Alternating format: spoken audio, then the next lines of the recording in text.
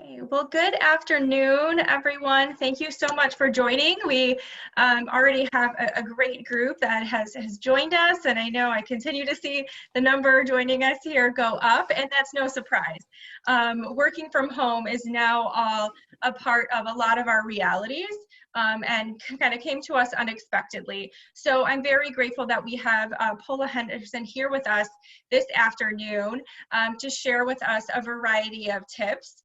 A few just housekeeping rules before we get started. I ask that everyone just please keep your mics muted throughout the webinar. That is so that we avoid any type of background noise and that we could all hear Paula as she's sharing all of the great tips and information here today.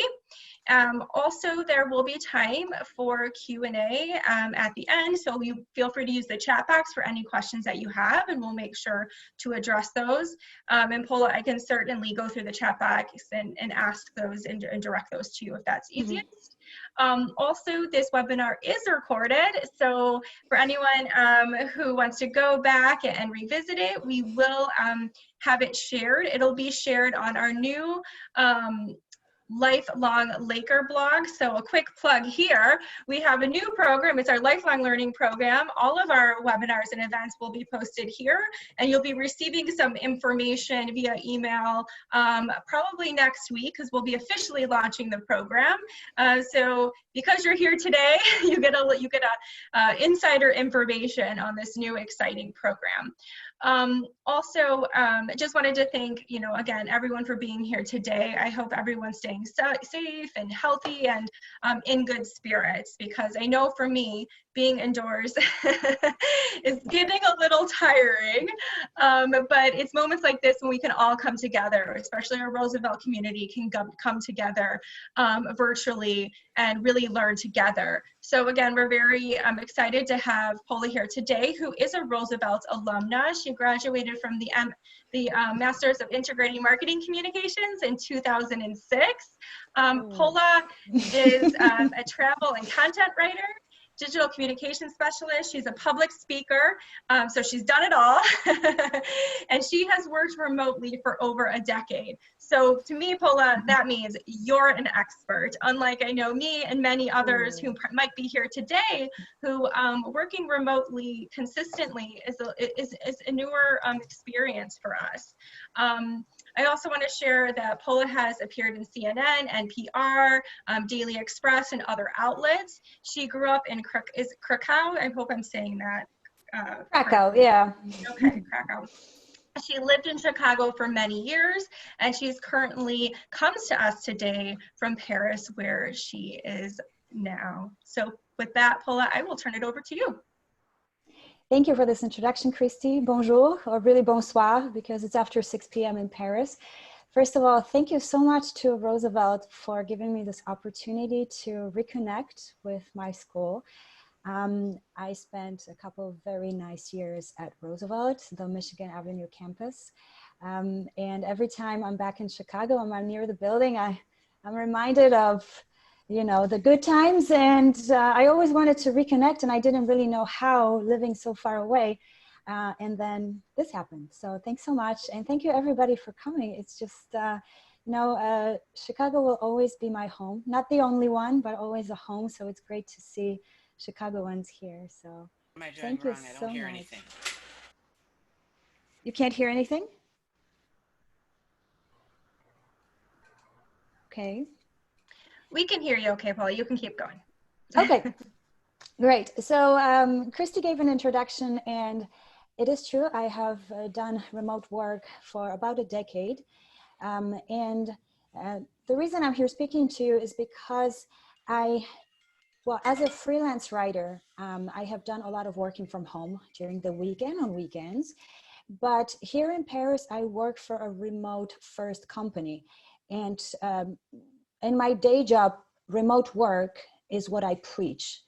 The future of work is very much digitized and remote, more than it's been up to this point. And I'm not here to talk to you about my day job or do any sales pitch. We do have a tool for online work management. And this is why this topic is very close to my heart, because one, this company is remote first, and that's not the same as having a remote policy in place. That's a huge difference. A remote policy could mean that perhaps you get to work from home 1 day a week, or maybe twice a week. Whereas remote first gives you the freedom to work from anywhere, at all times. And I came from a very corporate background. When I lived in Chicago, I worked in marketing, in a corporate environment, and it just was not for me. I am not the person to punch the clock 9 to 5, gray cubicle. It just, I felt suffocated. I always wanted a little bit more freedom. And so I went into the freelance world at first. And then after moving to Paris 4 years ago, I was able to find the job I currently have for this remote first company. The irony is that we do have an office, and it's actually 6 minutes on foot from my apartment. So we have a place where we go when we want to meet, because as a small distributed team, we actually like to spend some time together from time to time, do a, one of those famed 2-hour French lunches from time to time. But we don't have to be there. We are very much used to working remotely, working from home, or working from a coffee shop. Definitely, that's me. So I have the choice to work either from home or from this coffee shop that's between home and the office, or I get to go to the office. Last year, I actually spent a few weeks in Chicago. I was back there visiting friends and family, and I was working from Chicago. So it's a beautiful concept to be able to work from home. Now, I understand that in many more traditionally organized companies, remote work is a new thing. And I can imagine that you are here, most of you are here because you've been thrown into the situation, whether you like it or not, with the COVID situation. And for a lot of people, this is new. And we are all learning as we go. It's not like you start working from home and you know exactly how to structure your day to be productive, how to minimize those distractions, how to communicate with your team well and not skip a beat. So hopefully the tips that I will share with you will help you a little bit. Now, this is all based on my experience. Some of these tips may apply to you. Others may be like, oh, well, I don't know. But I feel like the more of these tips you use, the more of a chance you have to enjoy working from home.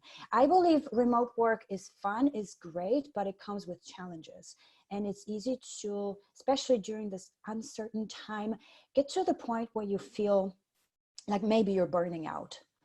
It is a challenge. If it wasn't, I wouldn't be here talking about it. You wouldn't be here. So what I want to start by saying is that, well, remote work, after we can go back to our offices, remote work, I want to say, is here to stay to some extent. I'm not sure if you've heard the latest news. Twitter is allowing its employees to work from home indefinitely. And I feel that there will be other companies to follow suit. But I think what may happen is some kind of a hybrid model where it will be easier for employees to work from home when they need to. And also it can be cost saving for companies to have smaller offices, pay for fewer desks. So I feel like COVID is speeding things up. There will be more remote work, even if we will not all become 100% remote. There are certain jobs where you have to show up and work with your hands, not just on your laptop. So I'm so glad that all of you are here, because I hope my tips will help you deal with this situation now. But should your company move to a more remote friendly model and you find yourself working from home again, perhaps you'll be able to use these tips as well. And so yeah, I've been used to working from home. As a writer, I often find it better for me. I can concentrate better when I'm at home. And there are various studies, including studies by places such as Stanford University, that prove that we actually are more productive at home. When remote work is done right, we don't lose that productivity. And I think this has been the biggest obstacle to remote work from the viewpoint of managers. You feel like if you can't keep an eye on someone, they will not perform well. But it seems like this current situation we're in is proving that, yes, we can actually be productive. We can communicate well. Maybe we just need to get used to this and find our routine. So before I go to my 10 tips, I would like to just talk a little bit about the rough beginnings, because And if you've read the description of this session, you may have seen that the first thing we talk about is that not every day will be a home run. And I think if we want to succeed working from home, we need to accept that. We are living through a situation that we've never lived through before. This is something we read about in history books, about all these plagues and whatnot. And all of a sudden, this is our life. I mean, it's affecting every single person on the planet. So it's okay to feel insecure about our future. We don't know what will happen if we go shopping. Are we going to get the virus? Are we going to infect people in our household? There's a lot of uncertainty. And there's absolutely no reason to feel bad because it's affecting all of us equally at this time. So we will face issues getting used to this new normal. And yes, I'm here to tell you how to deal with this, but I'm also coming from a place where I've had to find my routine. Even though I'm used to working from home, being hit by COVID, not being able to see the people I care about, worrying about people in my life. And I know several people who have been infected. All this stress, and also losing some freelance clients or having these projects put on hold, that's, whatever stress you have in your life, whether you're making less money, whether you're, you're at home all the time with maybe little kids, or you live with more people, all of a sudden you don't have your peace and quiet to perform your job. It's all going to take a toll on us. So from my experience and from talking to some of my good friends, things that perhaps you've experienced also, skewed sleep patterns. I've had better days, worse days, just because of all the worry. So, you may be up at 3 in the morning and look at your ceiling and you cannot fall asleep. Or perhaps you cannot really focus on one thing. Maybe there's just too much coming your way. Or perhaps you feel like all you've been doing is sitting on the couch and eating and not getting exercise, and you feel, a little like heavy and with lack of energy. Or perhaps you're experiencing just overall sadness or even apathy that's reinforced by other people who are complaining to you. Or perhaps, before going to bed, you were up on Facebook going through your stream and everybody's posting all these articles about, so many new, more deadly cases. And everything together, worrying about job, worrying about getting sick, worrying about, where to go on the next vacation. Can I travel? Or can I see my friends? Can I see my family? Is my job safe? I mean, you know what? Let's start by cutting ourselves some slack, because this is not normal. And Christy here is saying, yeah, this was my last 2 nights up at 3 a.m. Well, you're not alone. You're definitely not alone. We will address these issues a little bit later. But the first thing I want to say is, let's realize that it's okay to have those less than perfect days. And, I know in the professional environment and very much in corporate America, we are used to being told that we need to go above and beyond. We need to do more, do better, do faster, whatever. We need to be all these things to succeed. And I'm not saying that that's not true, but during this time, let's just be kind to ourselves and kind to the people around us, because we are all struggling with this to whatever extent. And so don't beat yourself up. We're going to talk today about not just like how to organize your workspace, but how to minimize your stress so that it doesn't affect your work. All of these elements are equally important, and we're going to talk about all of them. It's 10 of them. I just wanted to say, it's okay to have less than perfect days. It's okay to do a little bit of self-care, and don't beat yourself up. Rest today and like go for it tomorrow. And you're certainly not alone in this. So let's see, and feel free to put anything in the chat room if there's something that catches your attention, because I'm going to start with my 10 tips. If there's a very relevant question, we don't have to wait until the end. But so just to recap what I've just said, we are all in this together. We're going to have great days, we're going to have good days, but we're also going to have those days where we just don't want to get out of bed, and that's okay. But that being said, there are things we can do about it because we still have to get our jobs done, right? Okay, so tip number 1, create a routine that works for you. And I mean for you, not for the people around you as much as for you.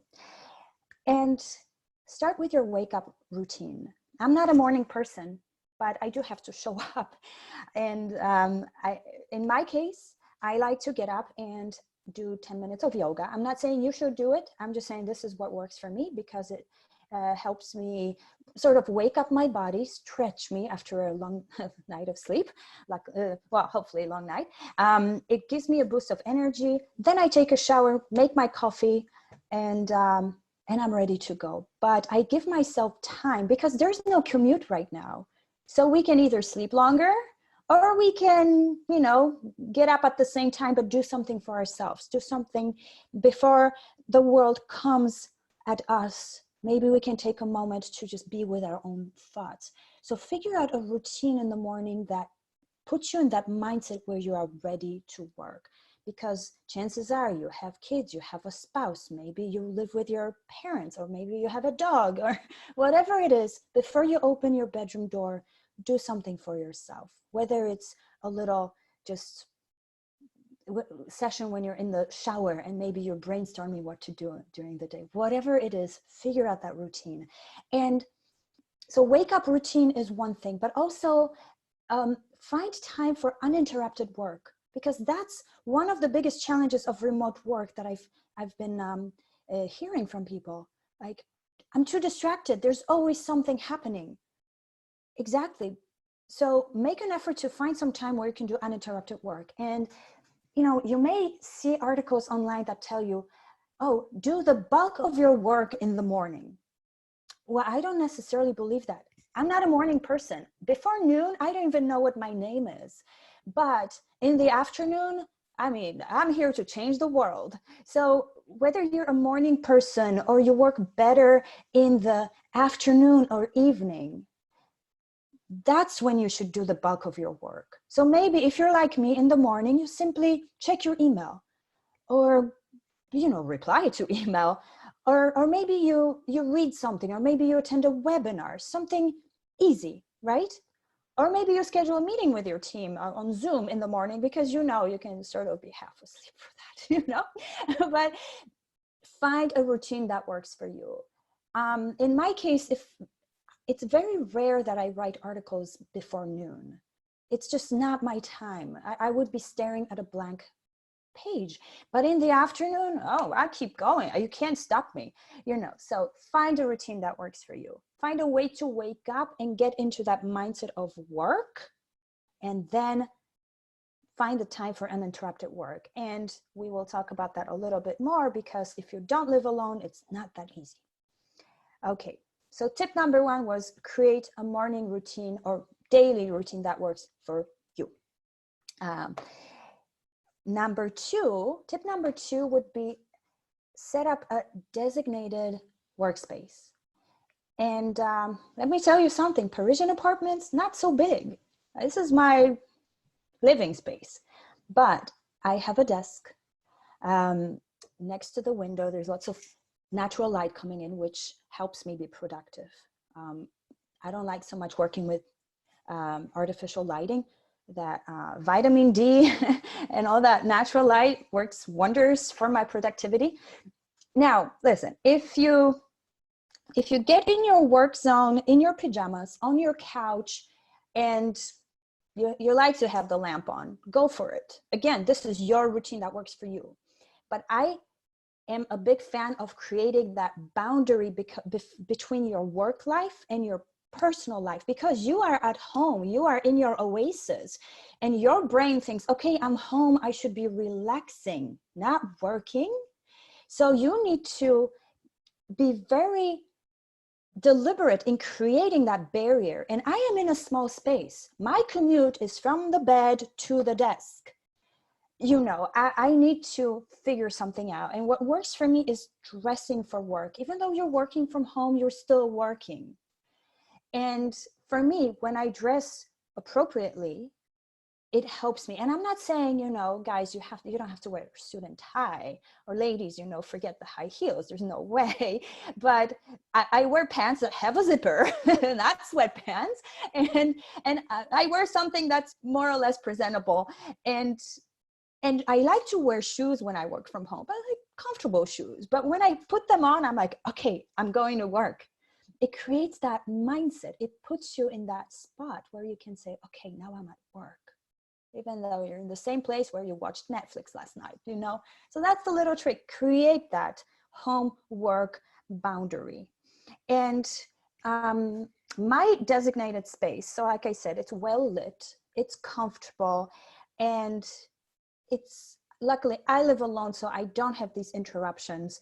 But perhaps when you live with people, and all of you probably have all different situations at home, but perhaps you're lucky enough to have your home office or some kind of nook or basement or whatever it is. Try to find that space, whatever it is. Perhaps it's just one designated chair at your dining room table, but you know that when you sit in that chair, this is work time. So do something to tell your brain, this is work right now, and nothing else matters right now. Okay, we have a message here in the chat room. I agree. I organized a small space to work, my desk, a plant, and close to a window. It took me a few weeks to adapt it. Great.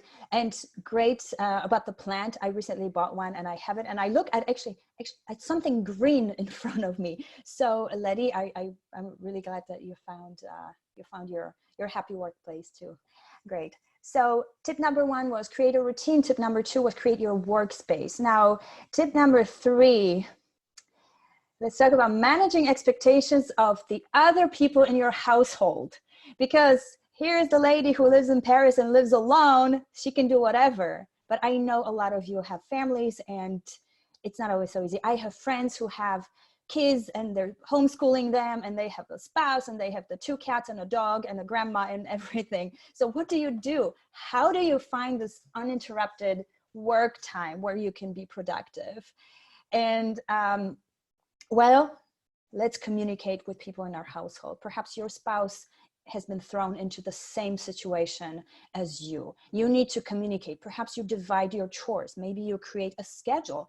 Maybe you know that he or she can have Zoom meetings in the morning, you have them in the afternoon, and you take care of the kids now and then and whatever. Create a schedule, but communicate with the other person, because again, we're all in this together. Don't expect the people in your household to know when you're supposed to be productive. Tell them when you find that sweet spot, this is my time to work. Try to arrange with the other people. I know this may not be easy, but I think communicating your needs and listening to what the other person's needs are is a very good starting point to finding that good balance when you're both working from home. Yes, Anne is saying communication is so important. Yes, absolutely. And so just start there. And a little anecdote here, my friend from Chicago, actually, who is homeschooling 2 children alone, you know, she's trying to find the right balance with them also. And just the other day, her daughter, who is 10 years old, went to her room, closed the door because she had to do work online with her school. And she put a sign on the door, please do not interrupt. I'm busy, I'm learning, please don't interrupt my education. So the 10-year-old knows that communication is key. So if a 10-year-old can tell the other people in the household, back off, I hope we all can do that. Right. Just reading some comments here too. Okay, we have another person, Samantha. She has a cozy space where she can do work. Okay. Trying to work on the couch the first 2 weeks we were remote wasn't happening. Okay, yeah, I had to replace my uncomfy chair. Yes. Any advice for a single parent of a small child homeschooling? Yeah, I figured that this question could come up. I wonder if there's a way to arrange for someone to watch your child during that most crucial time when you're working, whether it's a family member or a nanny or a neighbor, perhaps. And if this is what comes to my mind. From what I've seen, I don't have children, but the people that I know and they do, they've arranged family members to come over at some point. I'm not sure if that's possible for you. If anybody from our group here has some more advice and perhaps experience with this, please leave a message in the chat room. Yes, small child homeschooling. Yeah, again, yeah, I can imagine this is a very tough situation. And perhaps another thing would be to talk to your, whether it's your managers or perhaps your clients that you work with, and perhaps there's a way to arrange different work hours, since remote work is by definition a little bit more flexible. And I'm actually really glad,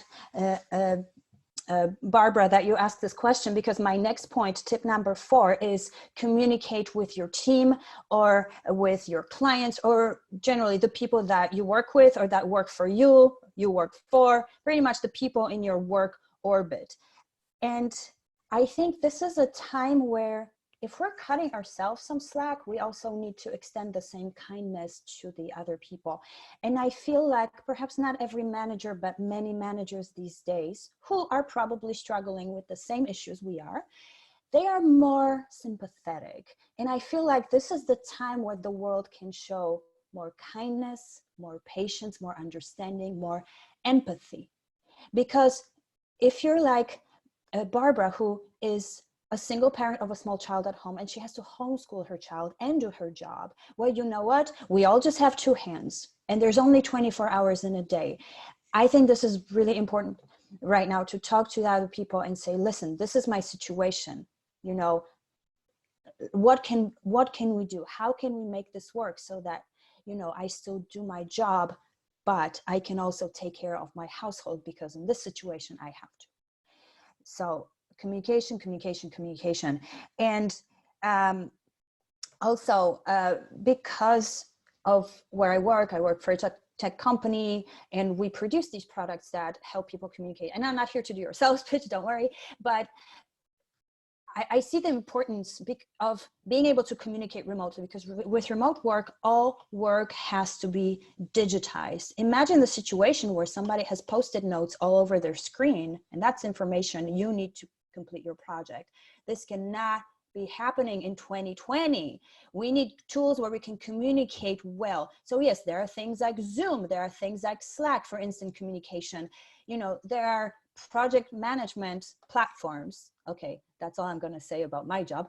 You know, there are platforms where maybe you reduce the number of emails and number of Zoom meetings when you use online tools that limit your emails because you can communicate directly in a project, or limit the number of Zoom meetings because you know the status of a project because it's right there on the platform that's a project headquarters for everyone. Then you don't have to have yet another Zoom meeting. And when you don't have yet another Zoom meeting, you can be at home working, or you can be at home taking care of your kids. You know, so it's very important. And maybe this is a time to talk to your team. Hey, you know what? Is our company really ready for the digital future? Because the digital future is here right now faster than it would have arrived because of COVID. So some of the frustration from working from home is that, you know, the communication tools are not always perfect, but there's a way to maybe improve that. Yes. And thank you. I see that there are some comments here about homeschooling a child. Thank you so much. So Barbara, please check the chat room. There are some great responses. So let's see.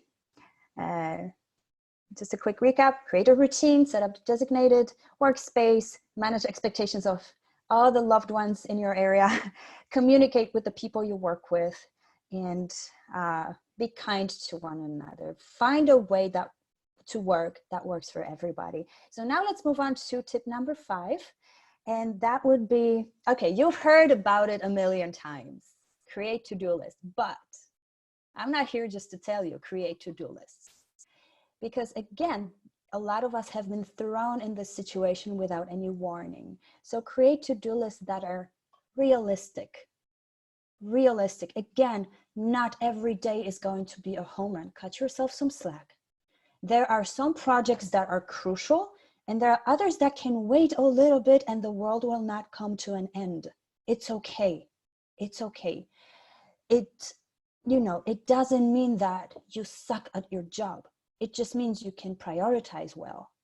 So take care of those projects that are absolutely crucial to, I don't know, keeping your job, feeling like you're good at your job, and those that give you some motivation, because during these days when it's maybe difficult to work from home, maybe that motivation, that extra push on any little success is what we need to keep going.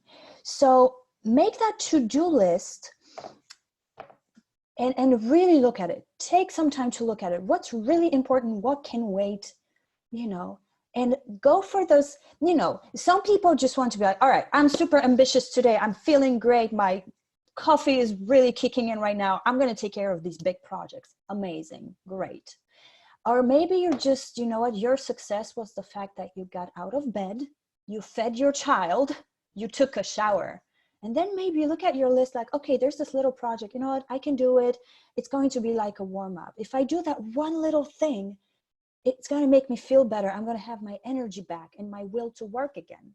And it's okay. Just it depends on the day.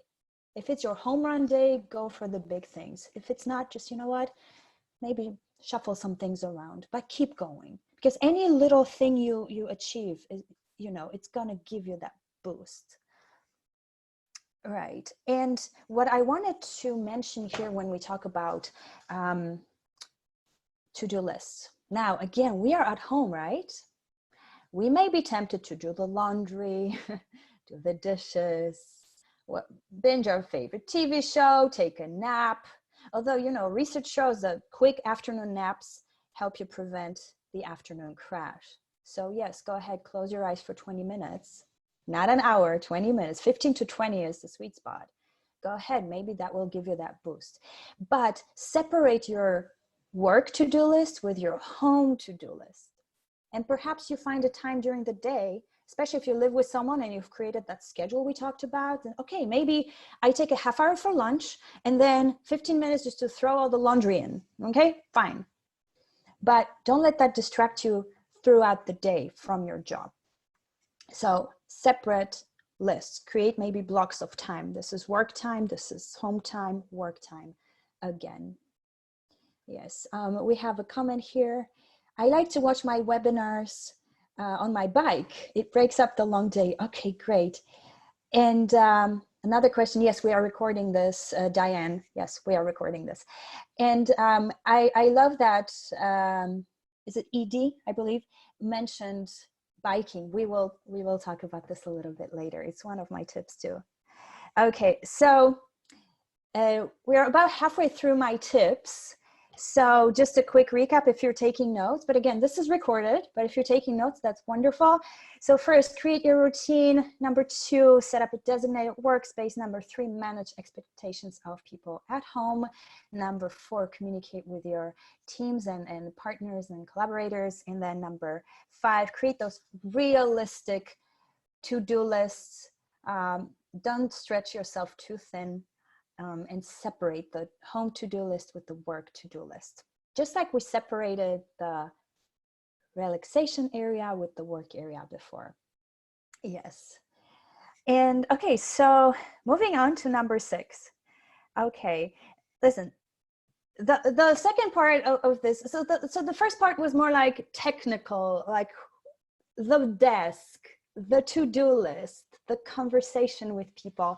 The online tools, more like the things we can touch. But the second part of my to-do list to survive working from home is a lot more about self-care. Because if you don't take care of yourself, even if you feel you're okay, chances are you may not be. Mental stress is always often very sneaky. We feel it, we get stressed out, we get tense, we can feel tension in our bodies without even realizing how much all this is affecting us. And I've been there, done that,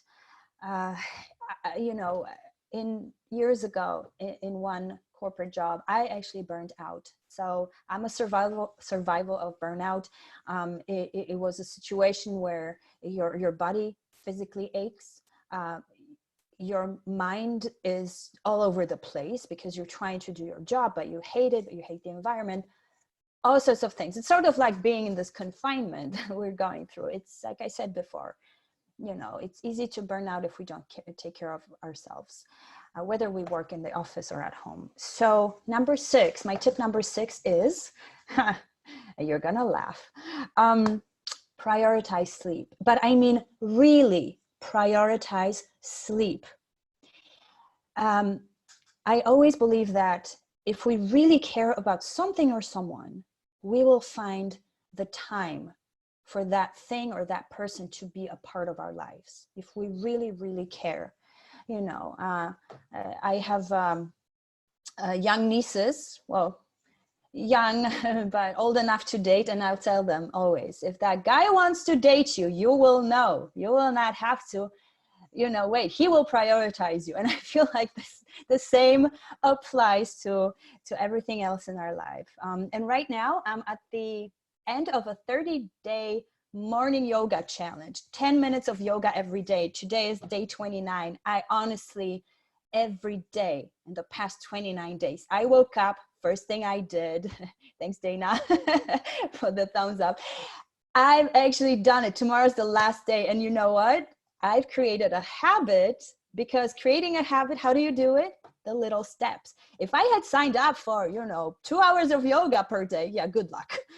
No, 10 minutes. Oh, I can do 10 minutes. It's okay. And then 10 minutes turns into 15, because there was also the video about meditation and all that. Thanks, Christy, for the congrats. And so prioritize sleep. And okay. I see a few of you here because you have your cameras on. I mean, okay, raise your hand if you sleep 7 or 8 hours a night. Okay, a few people, yay. Raise your hand if you get 4 or 5. Uh-oh, uh-oh, quite a few. And do you love it? Do you love sleeping 5 hours? No, no. Okay, but on the weekend you get more, right? Yeah, maybe.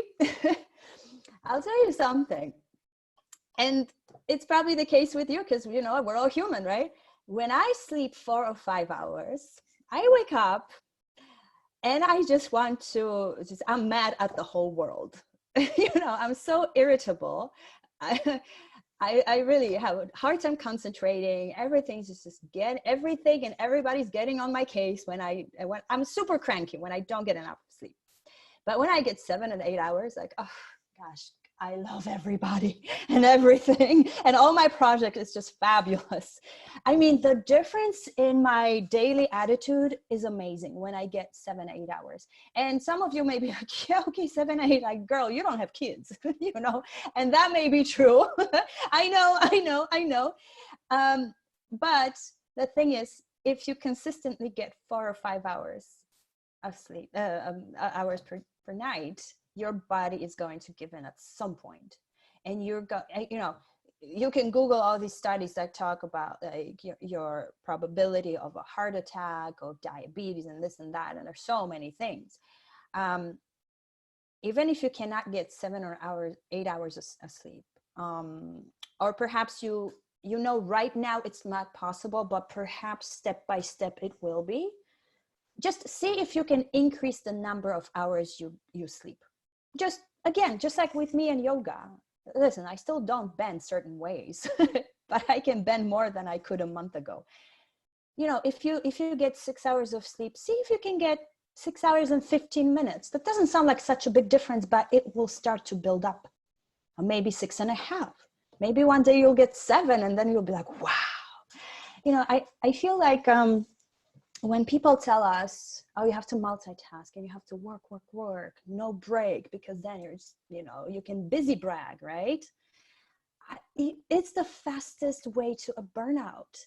I have a friend in Chicago who works for a law firm. So you can imagine that kind of strict environment, and they are allowed a half hour for lunch, which he doesn't take. He eats whatever at his desk, even though his office is right next to the Riverwalk. So he could grab a sandwich, go outside, sit 15 minutes, look at anything besides his screen, because our eyes get tired too. You know, And he's like, I don't have time to do it because, you know, then I won't be in my rhythm and everything.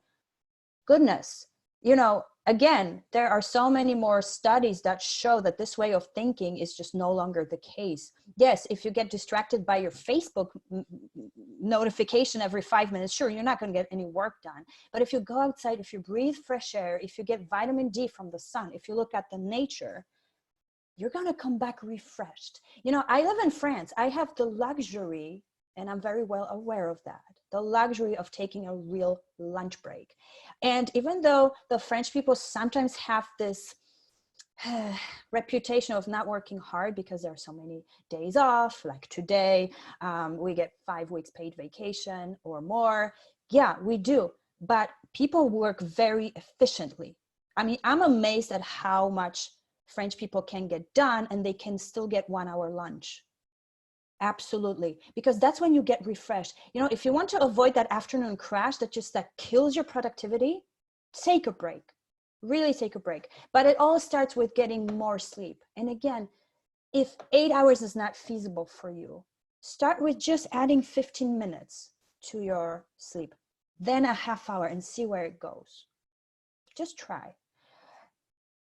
I mentioned lunch. So tip number 7 is eat well. And I don't mean Michelin star restaurants, but if you eat a lot of, you know, carbs, they're going to put you to sleep. And trust me, I am like team baguette. I love it. And team pasta. And you know what? Do not ever take it away from me. I'm never going to be on low carb diet because I love carbs. But you know what? I try not to eat them for lunch. And I made the mistake actually of today. It was an impulse buy. Fellow marketers will know how that works. I got this brie sandwich on a baguette. Oh, it was great. But then I thought I was going to take a nap before this, but I didn't want to because I was like, I don't trust my alarm clock. You know, I did not want to miss this. So carbs at lunch, not so much, but lots of grains are good. You know, they had anything with protein in like grains and veggies and fresh fruit instead of like chocolate cake, you know. I mean, as much as I love chocolate cake, you know. Yeah. So eating well. And I know this is a time where like I think like everybody is baking bread. Are you baking bread? Whole grain? Anyway, this is a good time to try some recipes, you know. Maybe if you have kids, you cook with them. Maybe that's a good way to involve them in this whole situation. I don't know. But, you know, try not to eat junk at lunch because it's going to put you to sleep. And hashtag team baguette. Yes. Okay, great. Somebody's talking about having a motivational fun song every day. Yes, great. Smoothies, morning smoothies, wonderful. Yes. Dave is saying, my students have various schedules and I've let them schedule my time. Okay, in the future. Good idea to get up once in a while. Okay, great. Good idea to get up once in a while. Exactly. Let's see. We'll get there. We're getting there. So tip number 6 was try to get more sleep. Tip number 7, try to eat better. And you know what I've been doing? Like we were on strict lockdown for 2 straight months. And I started getting delivery from my favorite neighborhoods in the area. I mean, without going broke, but you know, I would try to order from my favorite places just because I'm like, I don't want to see empty storefronts. And also I know that they have some healthy options. So I've been cooking more at home and I've been getting the occasional treat and also getting that food delivered home. It's a treat. It makes me feel good. It's something to look forward to during like every day just seems the same right now, you know. So to have something fun like, oh yeah, my food is coming, that was good too. All right, let's move on to number 8. Okay, now I'm craving that smoothies. Oh, thanks, Christy. Okay, let's talk a little bit about managing overall stress. I've mentioned this before already. Sometimes things are eating us up from the inside and we either don't notice or we ignore that for whatever reason. And so I wanted to say something that, you know, there are 2 things I've been really missing ever since we went into lockdown. Well, right now we finally lifted the lockdown a little bit, but not being able to physically be around people I care about. Yes, there are Zoom calls, whatever, video calls, but just not being able to be in the same room. We are tribal. We are wired to be around other people. And this has been taken away from us. I mean, thank goodness for technology, but just not being able to be around the people I care about. I had to cancel a trip to see family. I had to cancel my milestone birthday, which is like, if you look at the big picture, it's nothing, you know, but it's something that, you know, bummed me out. So I've been trying to keep in touch with friends because it's good to have like a sounding board. You know, we're all in this together. We all want to just complain about this whole situation and how everything is. But here, beware, because if you get caught up in this like endless cycle of like bad news, you know, whatever, whether it's Facebook or TV or, you know, different online news sites, if you start complaining too much, you may get caught up in this negativity, and this is not going to help you with anything in the end. It's good to complain a little bit just to get that energy out of you, the negativity, but don't do that too much. And you know, try not to, maybe don't surround yourself with people who complain too much or are maybe even toxic. And again, this was not even originally part of my presentation, but recently one of my good friends has been having issues with a family member. That family member is really not taking this very well and is just being mean to everybody around her, and it's affecting everybody. So if you can avoid being around toxic people, if possible, you know, I mean, how many of you want extra stress, you know? One thing that I really like to do, and not just during the lockdown or the stay-at-home order, whatever it's called where you live, here it's called confinement, which actually sounds like prison, kind of. I like to keep a journal. I like to keep a journal, and I'll tell you why. And not just because I'm a writer. And the thing is, maybe you're not a writer. Maybe you've never written a good sentence in your life. Okay, yeah, you know. Okay, no, you probably did if you're a, you know, alumni of Roosevelt. I'm sure you can write a paper. But maybe writing is just not your thing. But you know what? Maybe give it a try. Maybe, and I'm not saying just write pages and pages and pages, but sometimes just to write one sentence, whether it's screw you, COVID, or I hate remote work, or I want to live alone on a, you know, island, whatever it is, write it down. Because when you, and any writer will tell you this, journaling is the only time when we don't have to censor ourselves. Because when you write an article, when you write a book or whatever it is, there's an editor, there's an audience, there's always this fear of rejection or that somebody's going to disagree with you, you know. Whereas when you're journaling, it's for you, unless, you know, somebody finds your journal, you know, but it's for you. And it's like a stream of thoughts. You don't have to edit. You don't have to feel guilty. You don't have to apologize to anybody. You don't have to please anybody. It's just so therapeutic. Every time I go through a difficult period of my life, or I'm just not having a good day, give me my pen and paper, you know. It's just therapy. And it also helps me organize my thoughts. And when your thoughts are organized, when things in your life are organized at work. So journaling. Okay, Dorian, I'm a writer and it's an outlet for me. It works wonders. See, it's not just me. I swear this works. Dave wrote, some of our faculty have been getting together online just to talk and share. Yes, that's great. You know, I don't know about you. I really like the people I work with, and I do miss them. I actually miss them. And yesterday, one of my colleagues called me. The excuse was, it was our content strategy meeting. But honestly, for a half hour, we talked just about like him taking his little son for a walk. And that was just fun, just having that contact with the people we work with. And so missing people is the one thing that has really been difficult, but also not having anything to look forward to. So you're working from home all day, and then what? Well, you just go to the couch. Oh yeah, exciting, right? Yay. The next day it's like, oh, what year is it today? You know, every day is the same. So I started creating these little things that I can look forward to. So yeah, it started with, I actually started working out. I mean, if you bought me a lifetime membership to a gym, I would not go, or I would quit after a week. I'm just being honest right now. but I found this routine that works for me. I love Latin dancing, so I'm all like Zumba, you know, all the time. And I do a little yoga, and I have a jump rope. Oh, I love the jump rope. Like during the day, I take a break, like seriously, 50 jumps. Oh my God, like my brain is just completely refreshed after this.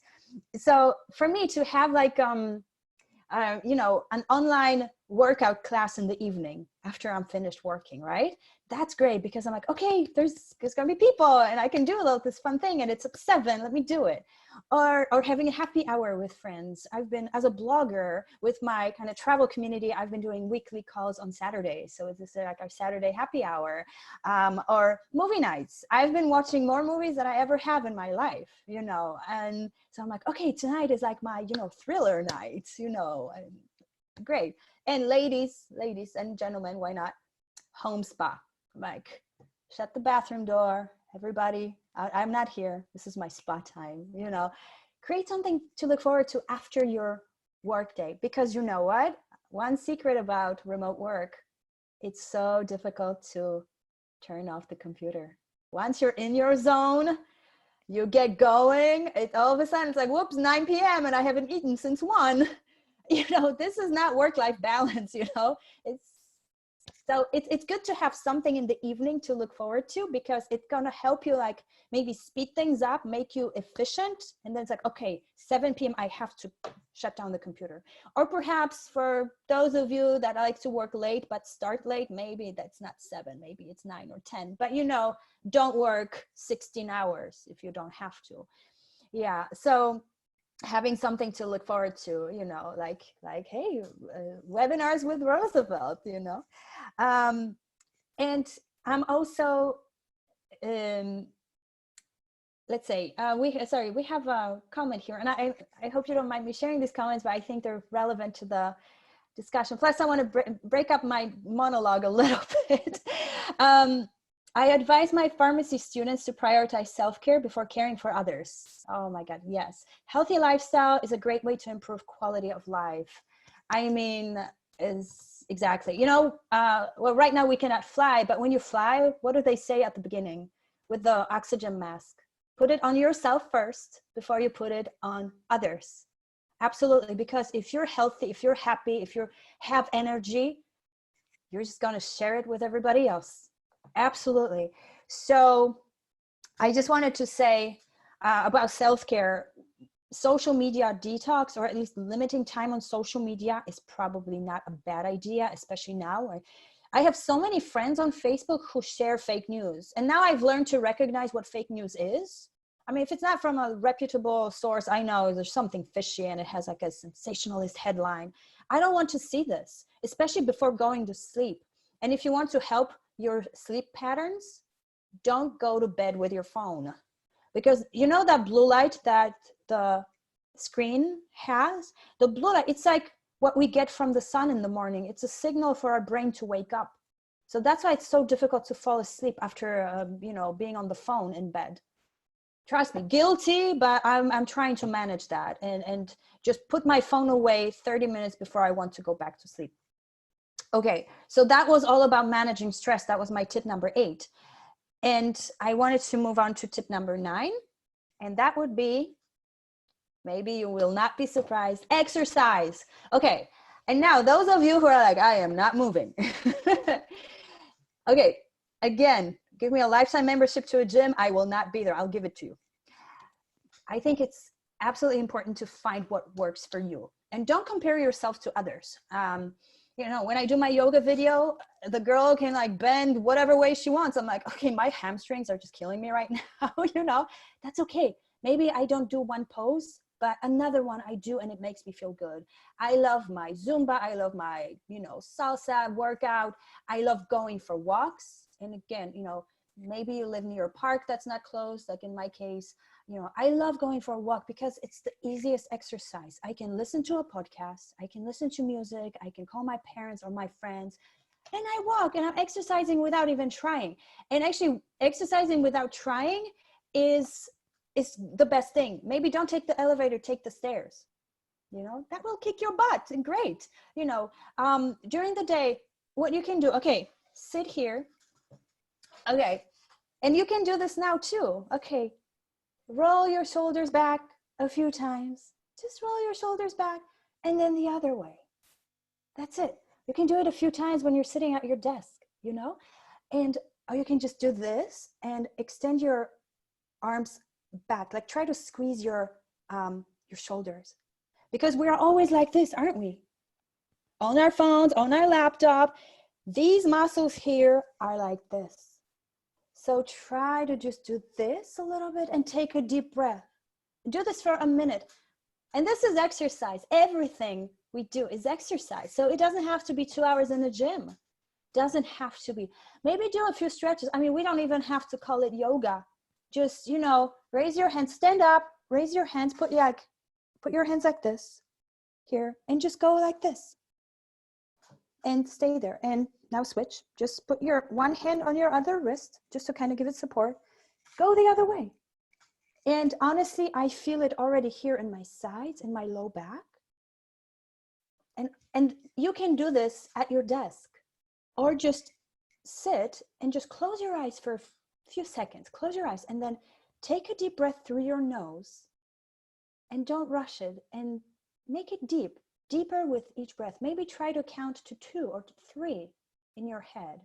So, and then try to, when you exhale through your nose or through your mouth, whatever feels good, try to also count to 2 or 3, because we usually exhale faster.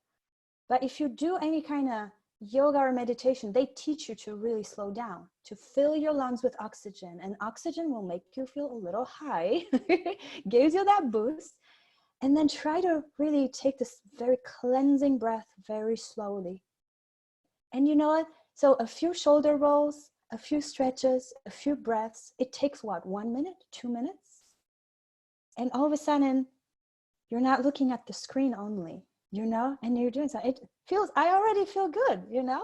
Or you can get up and just, you know, do a few more stretches. So whatever it is, or go for a walk, or maybe you have a stationary bike, you know, or maybe you run with your dog, whatever it is. Exercise is this like scary word, I think.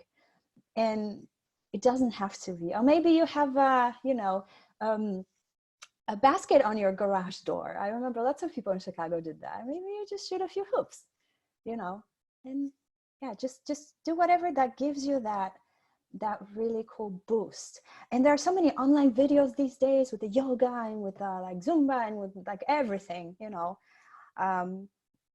Yeah. So I think the key is to find a routine that's fun, that works, again, that works for you. Forget the people who can just like pump iron. No, not me. You know. Yes, we have a message here from Christopher. There are some great apps for phones that help us practice yoga and meditation. Works so well for waking up in the morning, starting your day on a positive note.